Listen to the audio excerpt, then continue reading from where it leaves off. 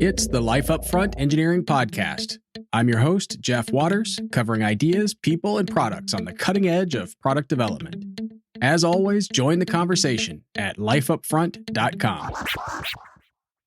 Back on the show for a second visit today, an expert on wood-based product design, oak, poplar, maple, even exotics like teak. Hypertherm's Director of Advanced Development, Mike Shipulski. Welcome back. Hey, Jeff. Good to be back.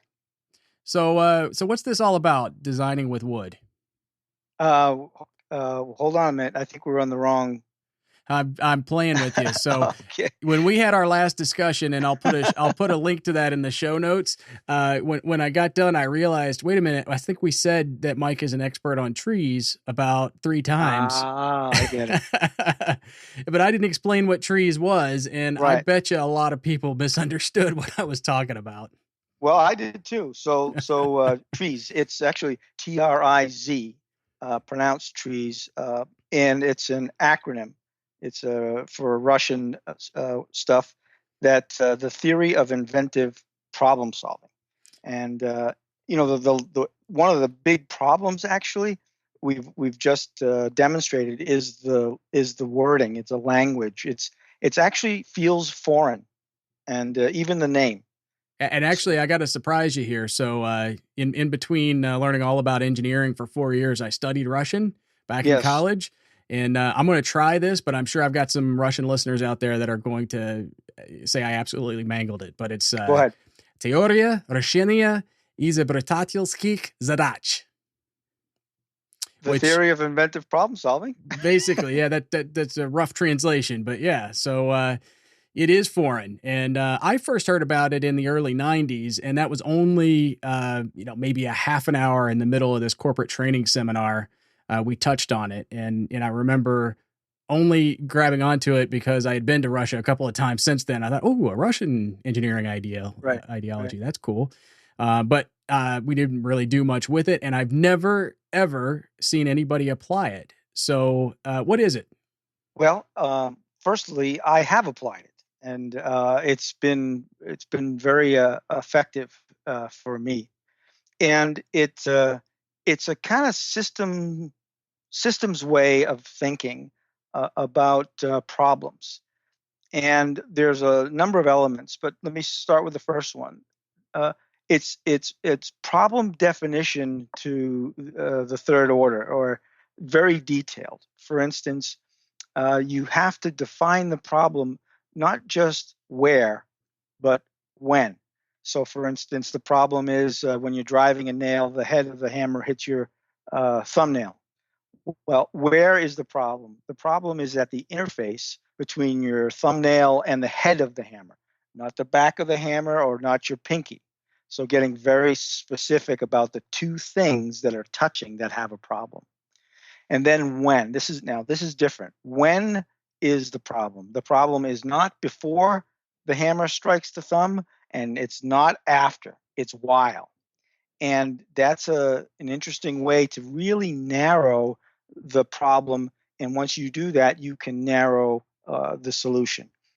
And, you're going to get to the overall idea of what this is, but I think what I'm hearing is, if I remember correctly, that you're trying to come up with very specific semantics that define the problem, because that is going to aid you with this, interesting search later. Right. Well, yes, language is important. And in fact, if you can use the fewest words, the better.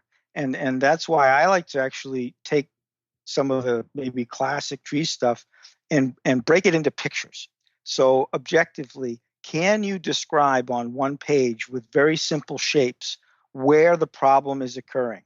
So in this hammer hits the thumb analogy, you would draw a very close-up that just shows the head of the hammer hitting the thumb, and that's all you'll see. And where that interface is, I would highlight that in red, so everyone is very clear on where the problem is. And it sounds kind of strange, but being very explicit and very narrow is very helpful in solving the problem. So what happens next? Well, what happens next?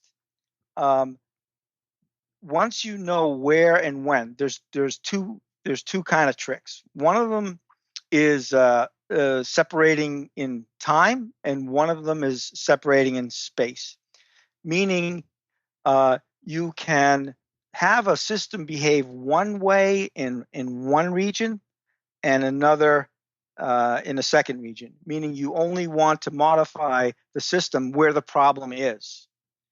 For instance, if you have a wear problem, you don't have to make the entire material that, say, has a problem that's being rubbed on. You don't have to make the entire material hard. You only have to make it harder where the at the surface. So coatings become viable.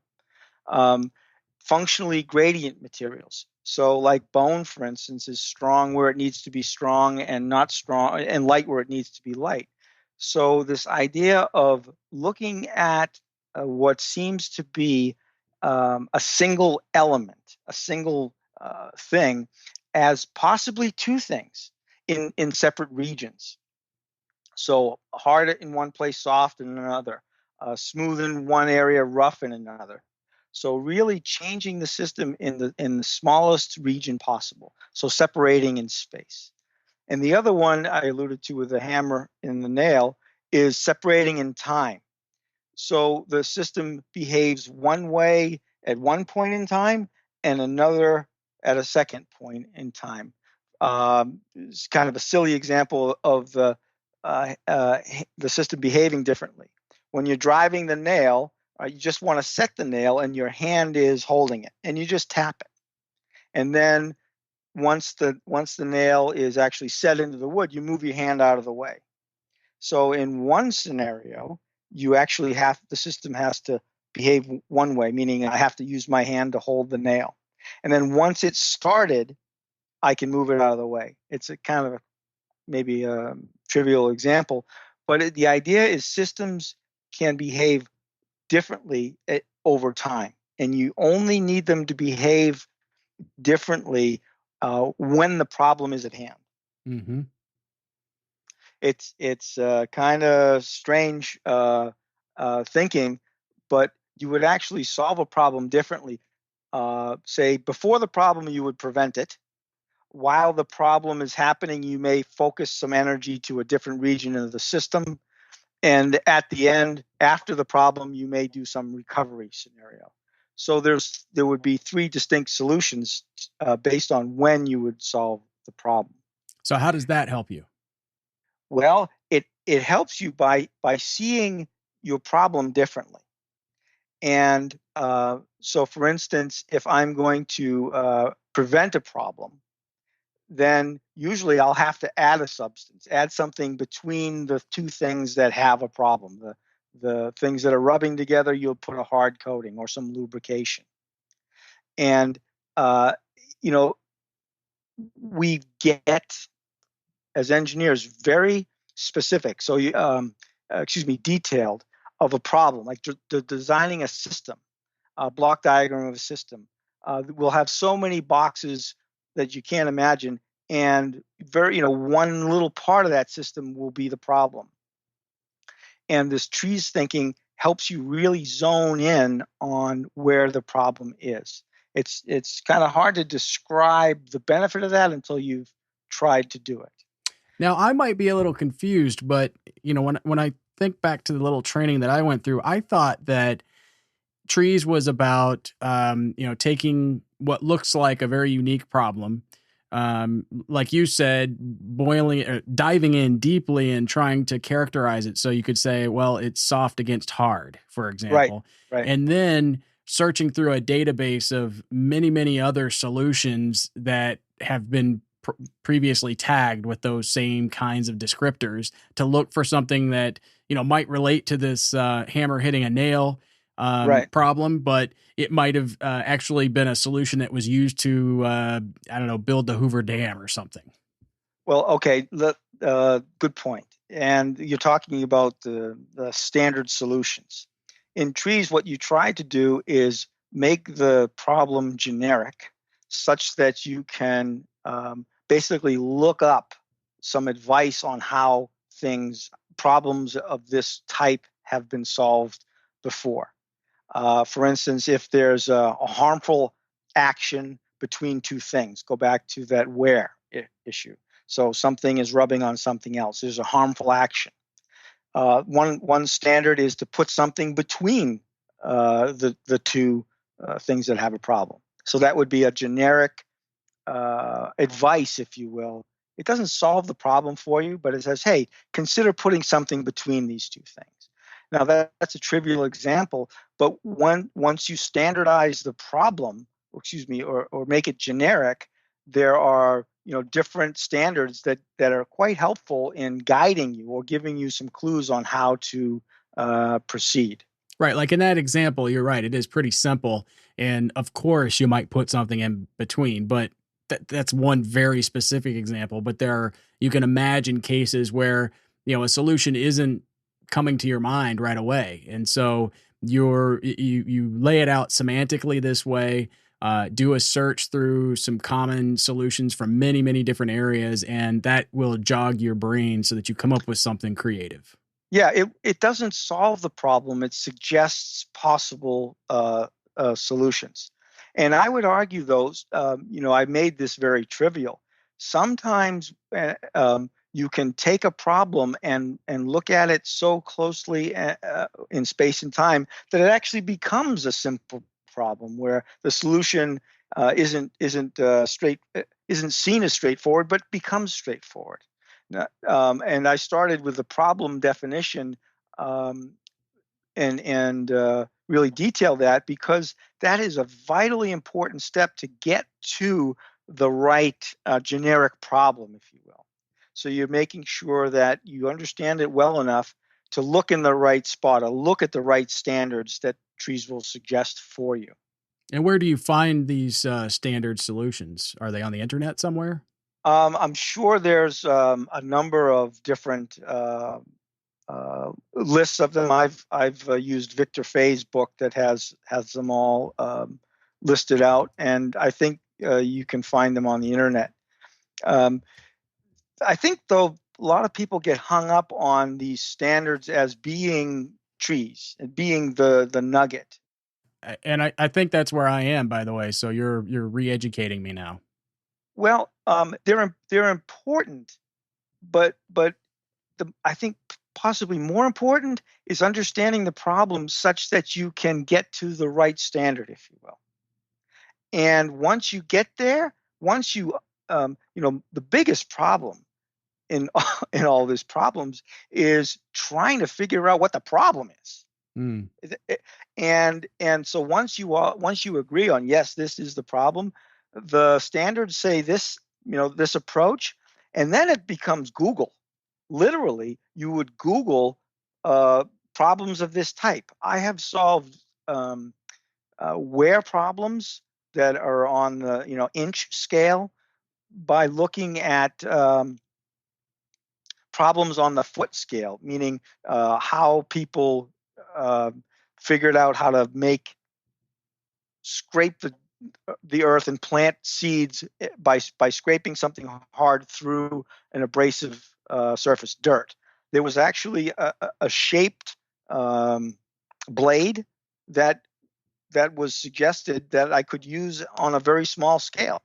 And it was only because I got to the right standard, I got to the right place, and then actually, went to Google. And Google is amazingly powerful, and I don't think it's certainly not part of TRIZ, but TRIZ allows you to use it very powerfully.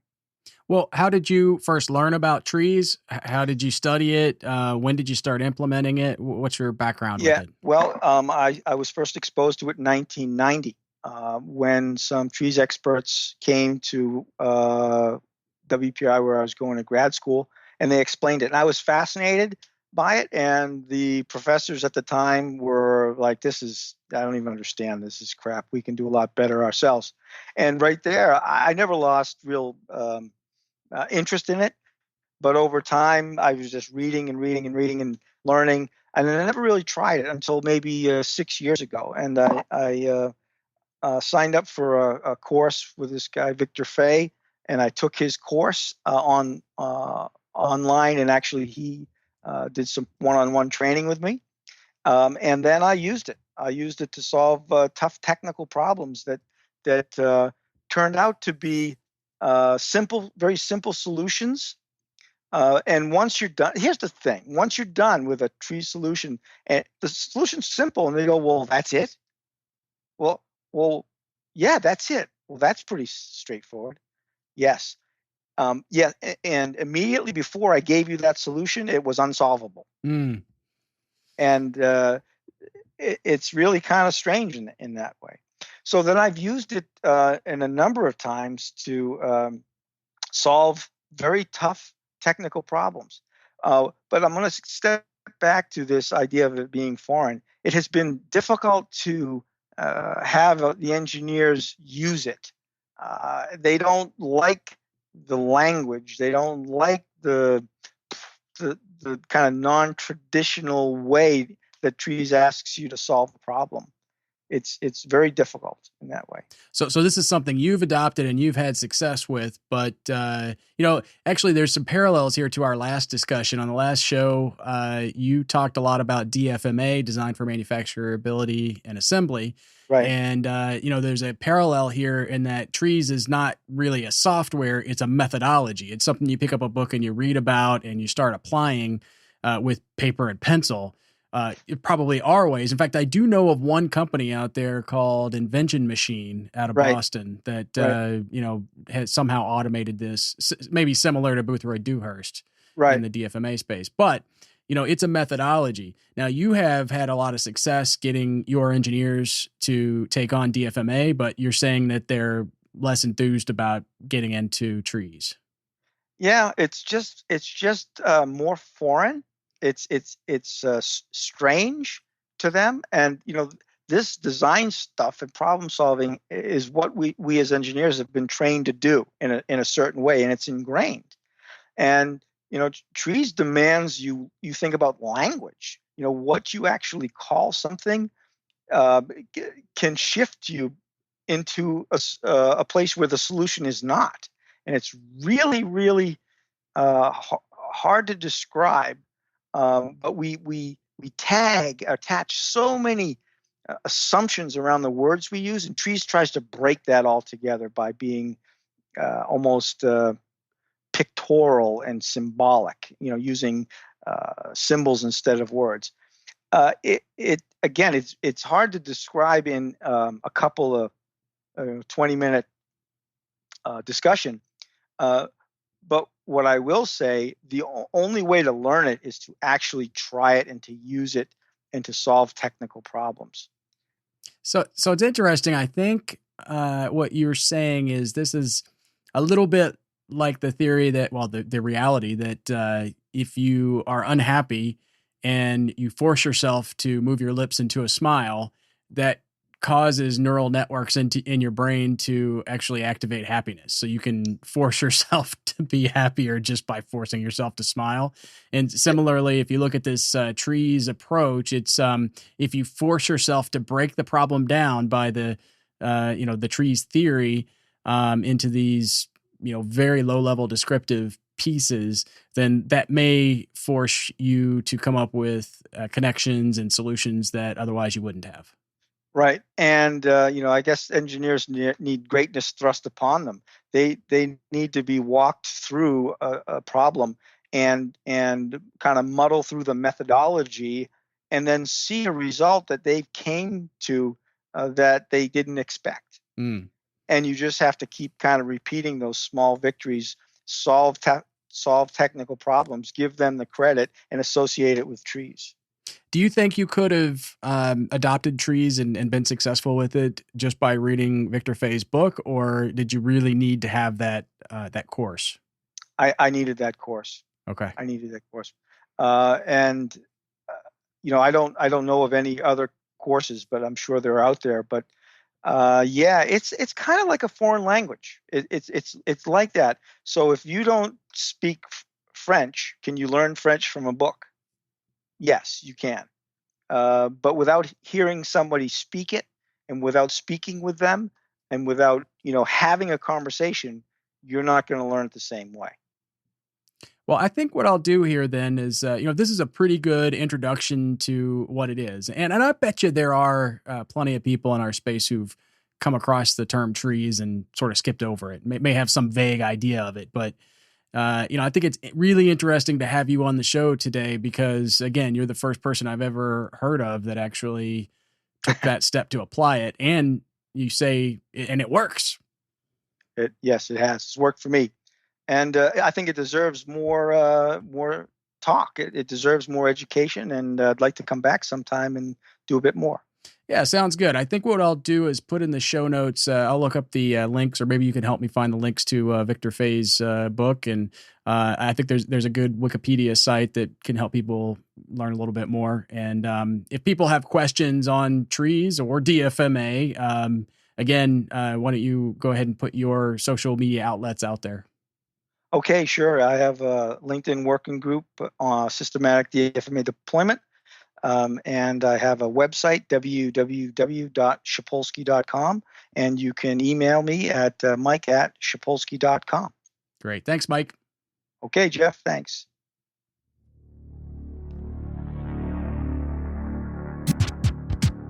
That's all for this episode. Thanks for listening to the Life Upfront Engineering Podcast. Visit lifeupfront.com to comment and connect with me on Twitter, Google+, and LinkedIn. Also, you can really help the show by leaving a review on iTunes. Thanks again. Until next time.